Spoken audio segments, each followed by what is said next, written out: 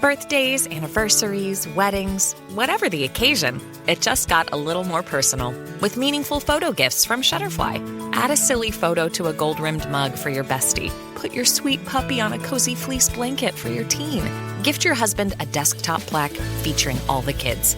Enjoy 40% off orders over $29 with code POD40 at Shutterfly.com and make something that means something.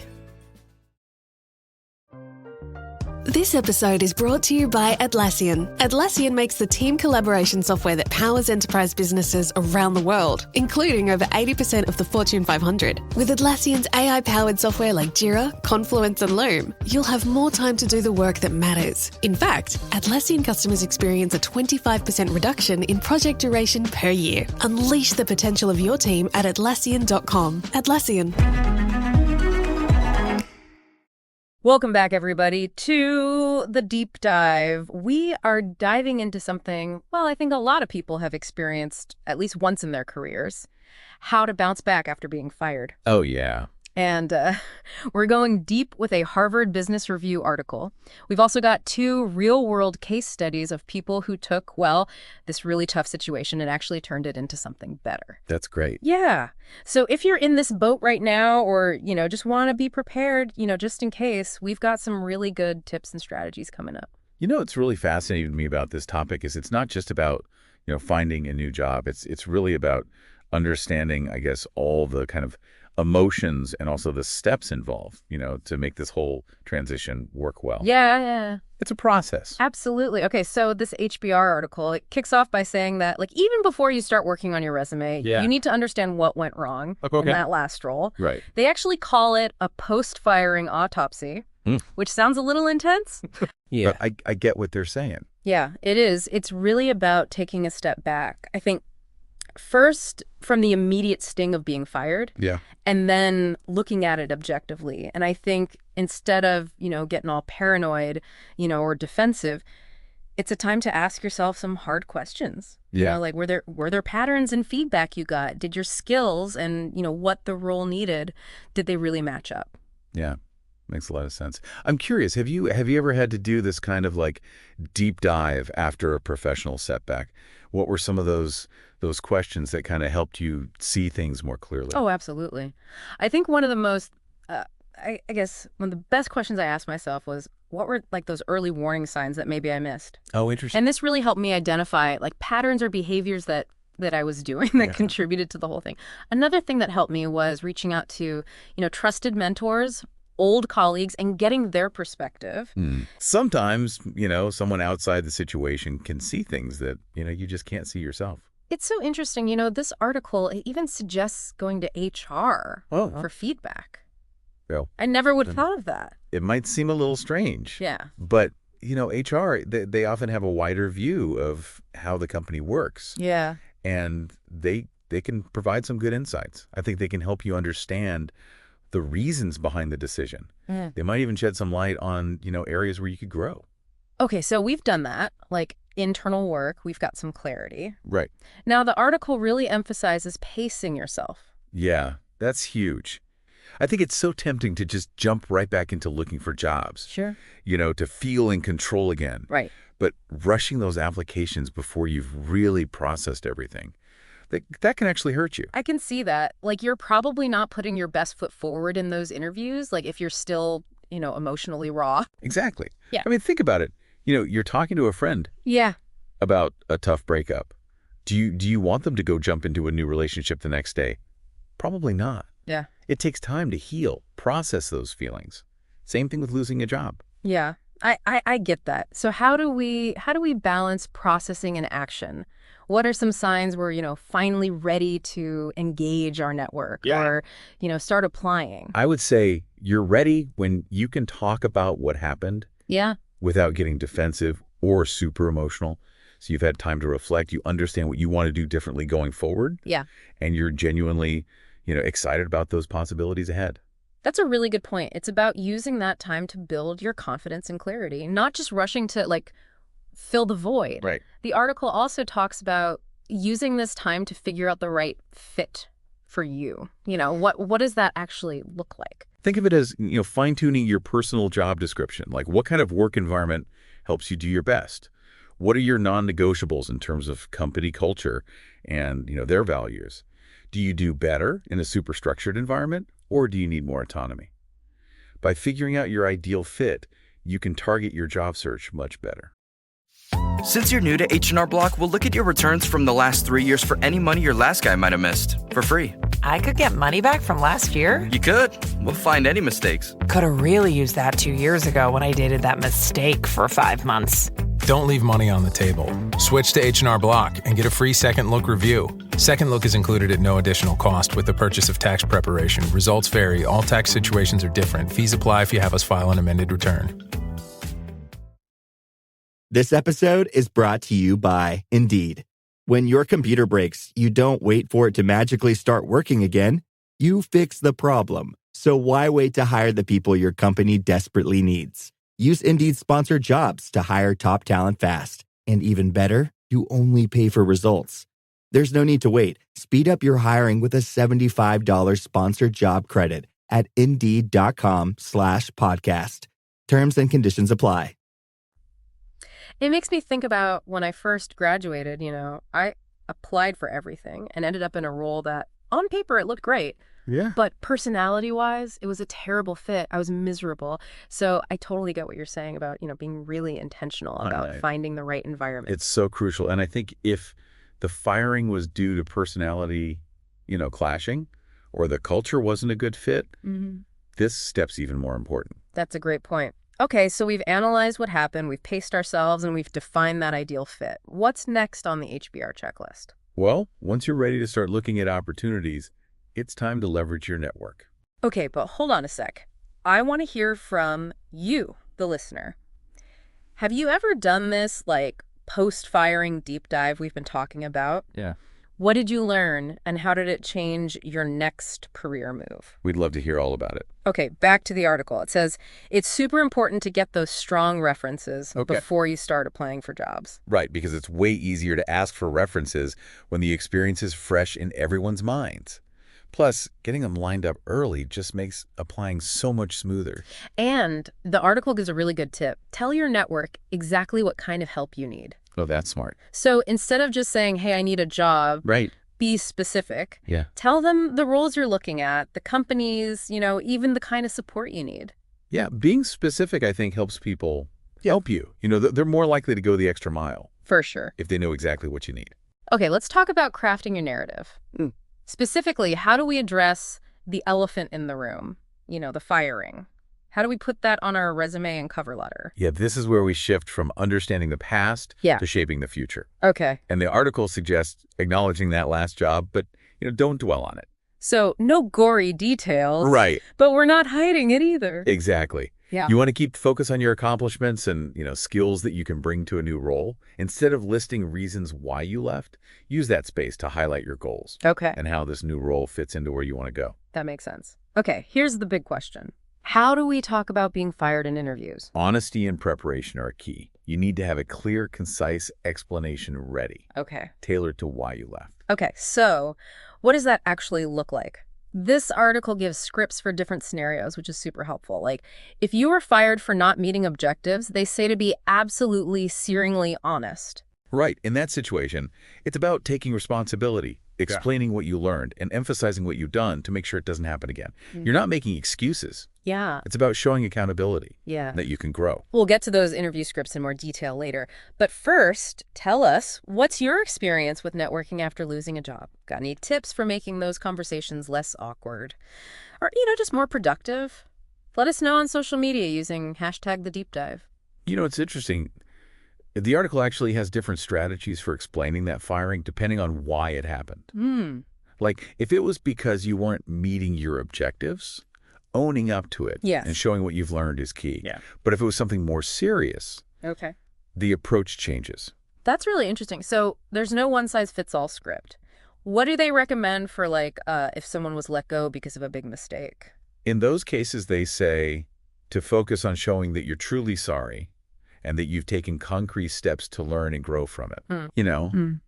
It's about showing that you understand how serious it was and that you've worked hard to become a better professional. So less explaining and more proving you've changed. Exactly. It's about showing how committed you are to personal and professional development. Now, for situations like personality clashes or just different work styles, the article says to avoid being negative. Right. No bad-mouthing old bosses or coworkers, but how do you explain that without sounding like you're blaming them? It's about focusing on the mismatch itself. Yeah. You can explain that your styles or approaches were just fundamentally different. Right. And that it wasn't a good fit for either of you. You can even talk about what you learned about your own preferences from that and how that'll help you find a more compatible environment next time. That's a really smart way to frame it. It takes the focus off blame and puts it on, self-awareness, growth. Exactly. Okay, I know the article also dives into those real-world case studies that we mentioned before. I'm curious to see how these tips actually worked for people. Let's start with Kimberly. Remember, she was let go from her digital media lead position. Yeah, after only 9 months. Yeah, tough situation. But she used a lot of the strategies we've talked about to turn things around. What did she do? Well, first, she took time to really think about what happened. She realized that while she was good at digital marketing, PR was where her passion was. And even though getting fired was hard, it helped her figure that out. So she used that time to process everything, but also to figure out what she really wanted to do. Yes, exactly. And then she was strategic about using her network. Okay. She reached out to an old professor who had connections in PR. But here's the important part. She didn't just ask for a job. Oh, interesting. She was very clear that she wanted advice and informational interviews to learn more about the field. That's so smart. It's way easier to get people to help you, and they know exactly what you need. Exactly. And in her interview, she talked about the firing confidently, framing it as a learning experience. That helped her find her true career path. She didn't focus on the negative. She highlighted the positive takeaways and how they connected to her goals. And it worked. She got a new job in corporate PR in just a few weeks. That's a pretty fast turnaround. It really is. It shows how being proactive, thinking strategically, and turning that setback into an opportunity can make a difference. It's impressive. Yeah. And now let's talk about Derek. He was let go from his VP position after his company got acquired. Right, and it sounds like he took a slightly different approach. He did. Instead of jumping into applications, he focused on informal networking. He reached out to friends, old colleagues, even people he hadn't talked to in years. His goal wasn't to get job leads. He wanted to process his emotions, gain some perspective, and refine his story. So he used those conversations as a way to sort of, test out his thoughts and feelings? Exactly. And it was during those talks that he realized that even though getting fired was upsetting, it didn't mean he wasn't good at his job. It happened because the company was changing direction with the new owners. That helped him explain his departure in a neutral, factual way in later interviews. Yeah, finding a way to tell your story honestly and positively without dwelling on the past is huge. It shows resilience. It shows that you're focused on the future. Derek also prepared really well for interviews. He practiced his answers to questions about the firing over and over until he felt confident and comfortable. And did that strategy work for him? Absolutely. He landed a new role that was a much better fit for his skills and experience within 3 months.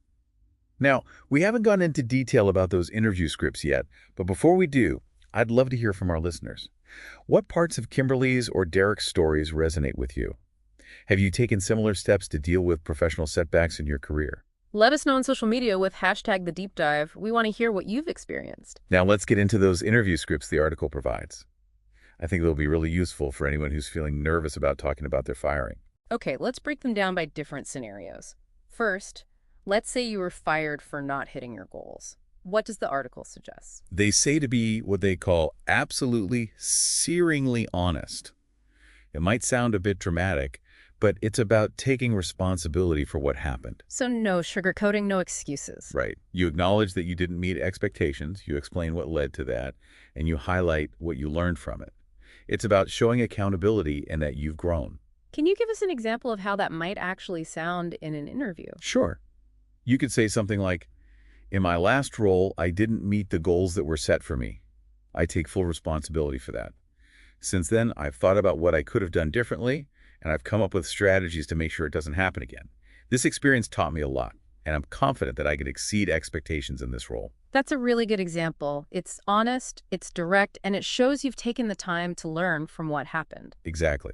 And it moves the conversation from the past to the future, highlighting your commitment to getting better. Okay, Now, what if the firing was due to something more serious? That's definitely trickier. The article says the most important thing is to show that you're truly sorry and to outline the specific actions you've taken to address the issue and prevent it from happening again. So again, it's less about explaining and more about proving you've changed. Exactly. You're showcasing your commitment to growth, both personally and professionally. For instance, you might say, I made some serious mistakes in my previous position, and I really regret the impact they had. I've taken full responsibility for my actions, and I've been working hard to learn and grow from this. And then you insert specific steps you've taken, like professional development, therapy, anything relevant, and I'm confident I'm a stronger and more responsible professional now because of it. That's a powerful statement. You're acknowledging the seriousness of what happened without dwelling on it. You're focusing on the positive changes you've made and the lessons you've learned. Right. It shows you've taken real steps to fix the problem and become a better version of yourself. Now, for things like personality conflicts or just different work styles, the article suggests a different approach. Okay, I'm interested in this one. How do you explain that kind of situation without bad-mouthing your old boss or coworkers? You focus on the fact that it was a mismatch. Okay. You emphasize that your ways of working or your approaches were just fundamentally different. Yeah. And ultimately, it just wasn't the right fit for anyone. So keep it factual, no blame. Exactly. A good way to put it could be, my last role wasn't the ideal environment for me. We had different ways of approaching work, and in the end, it was best for both of us to move on. Since then, I've learned how important it is to find a workplace that matches my values and style, and I'm confident I can really contribute in a setting where collaboration and open communication are prioritized. That's a great example. You're focusing on the incompatibility instead of pointing fingers or being negative. Right.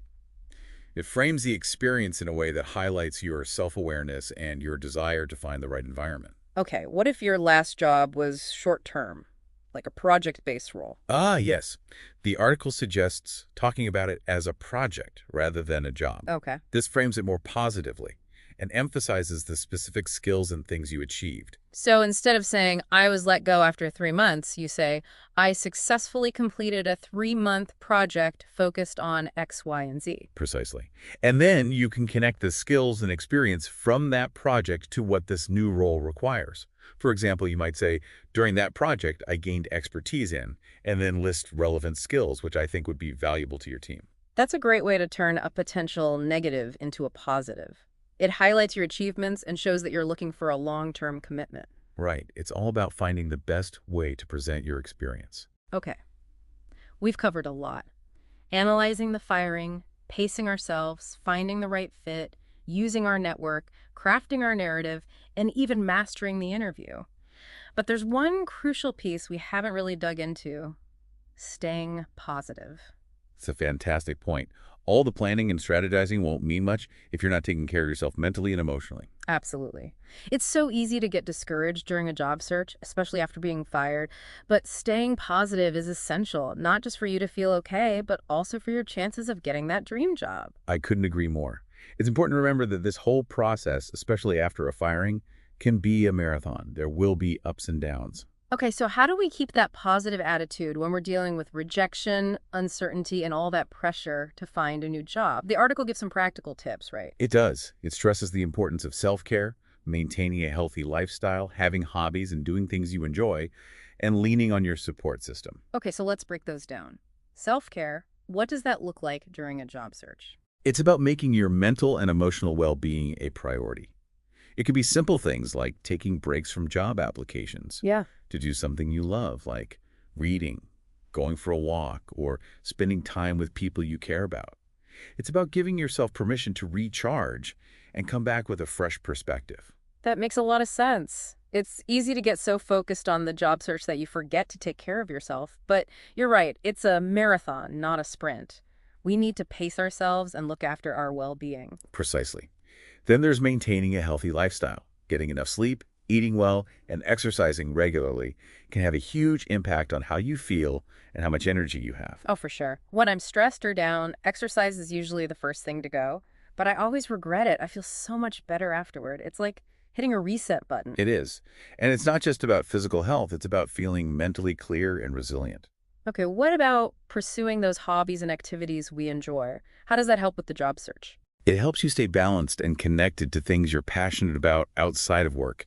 It reminds you that you're more than just your job title. It can spark creativity and give you fresh ideas. Right. When I feel stuck or discouraged, doing something creative like painting or playing music really helps me shift my perspective and come back to the job search with fresh eyes. Exactly. And last but not least, don't underestimate the power of your support system. Talk to your friends, family, mentors, anyone who can offer encouragement, a different viewpoint, or just a listening ear. That is crucial. Having people who believe in you and remind you of your worth can make all the difference. It really can. And remember to celebrate the small wins along the way.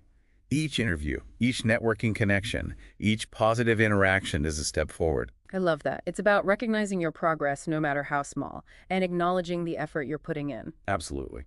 Okay, we've talked a lot about the emotional side of things, but there's a practical aspect to staying positive during a job search too. You're absolutely right. It's about focusing on what you can control and taking steps to keep moving forward. So what can we do to keep that momentum going? The article suggests setting realistic goals, tracking your progress, and celebrating your achievements. Break down the job search into smaller, manageable tasks and concentrate on what you can get done each day. That's a good strategy. It's easy to feel overwhelmed when you look at the big picture, but breaking it down into smaller steps makes it feel more doable. Exactly. And keeping track of your progress is important.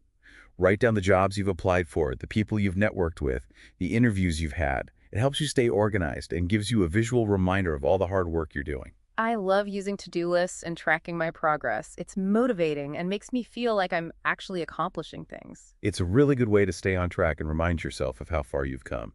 And don't forget to celebrate your achievements, no matter how small. Every step forward is worth celebrating. I love that. Celebrating those wins, even the little ones, keeps us positive and motivated. It does. And remember, this is a journey. There will be ups and downs, but with the right attitude and effort, you'll find the perfect opportunity for you. Yeah, it's a good reminder that this job search, it's a process. Right. And there are going to be bumps along the way. Yeah. But you know, Kimberly and Derek's stories show us it's Yeah. really how we handle those setbacks Yeah. that makes all the difference. Absolutely. Being resilient is so important.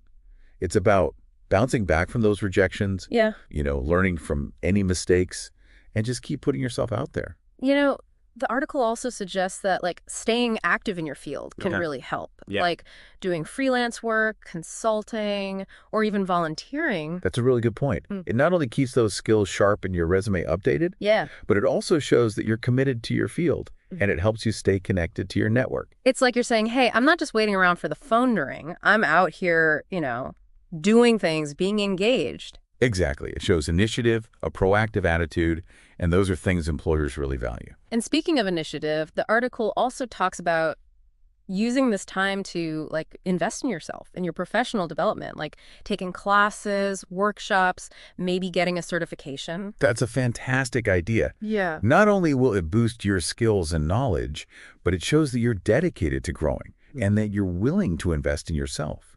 It signals to potential employers that you're serious about your career and you want to keep getting better. And it can be a great way to boost your confidence too, knowing that you're actively learning new things Right. and staying ahead of the curve. Absolutely. Right. It's about taking charge of your career and investing in your future.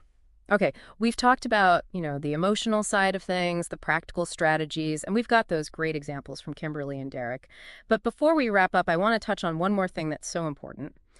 Keeping things in perspective. That's a crucial point. It's easy to get caught up in all the stress of the job search, but you got to remember it's just one part of your life. Yeah, it doesn't define you Right. or, determine your worth. Exactly. Keep things in perspective and focus on the bigger picture, your values, your passions, what you ultimately want to achieve. And remember to celebrate those wins, even the small ones. Appreciate all the effort you're putting in and enjoy the journey.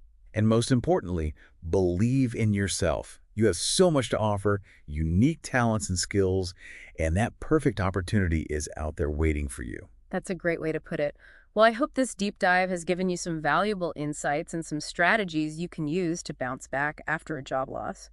Remember, you're not alone in this.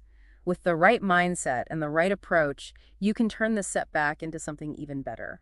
Keep learning, keep growing, and keep believing in yourself. Love it. And if you're feeling inspired, share your own stories and tips on social media using #TheDeepDive. We love hearing from you and learning from your experiences. Until next time, keep diving deep.